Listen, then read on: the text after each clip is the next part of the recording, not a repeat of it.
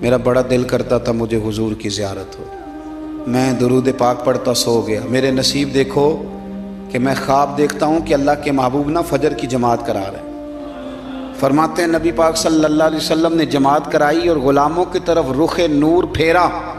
ایک صحابی کے باغ میں تازہ کھجوریں پکی تھیں، وہ صحابی ٹوکرے میں ڈال کے حضور کی بارگاہ میں لائے۔ نبی پاک صلی اللہ علیہ وسلم نے ایک کھجور اٹھائی اور اٹھا کے منہ میں رکھی، پھر حضور صحابہ کو دینے لگے۔ فرماتے ہیں قربان جائیں نمبر میرا بھی لگ گیا۔ کھجور کھائی، کچھ کھجور کا مزہ تھا، کچھ دست مصطفیٰ کا مزہ تھا۔ فرماتے ہیں بڑا ہی مزہ آیا، بڑا ہی سرور آیا، دل کرتا تھا کھجور ایک اور ملے، لیکن سب کو ایک ایک مل رہی تھی۔ ادب کا تقاضا یہی تھا کہ میں بھی دوسری کا سوال نہ کروں۔ ابھی کھجور کھا ہی رہا تھا کہ میری آنکھ کھل گئی، فجر کی اذان ہو گئی۔ فرماتے ہیں میں اٹھا تو کھجور کا ذائقہ ابھی بھی میرے منہ میں موجود تھا۔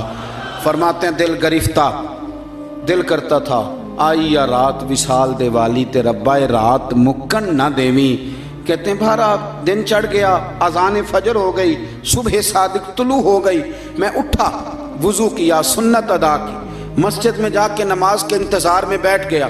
فرماتے ہیں فاروق اعظم جماعت کرانے آئے۔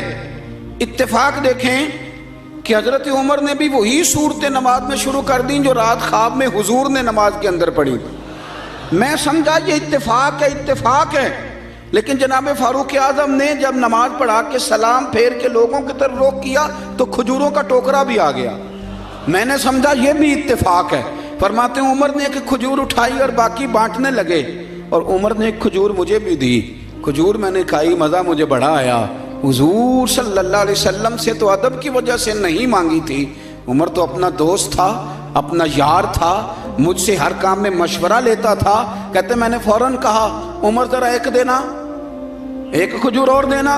فرماتے ہیں فاروق اعظم نے اٹھائی، میں سمجھا ملنے لگی ہے، اٹھائی، اور جب حضرت فاروق اعظم نے کھجور بڑھائی اور پکڑا کسی دوسرے صحابی کو دی اور مسکرا کے میری طرف دیکھا، فرمانے لگے علی یوں تو نہ کر یار، اگر رات کو تو حضور سے دوسری لیتا تو میں بھی سویرے تجھے دوسری دے دے، اگر حضور سے رات دوسری لیتے تو میں بھی تمہیں سویرے دوسری دے دیتا۔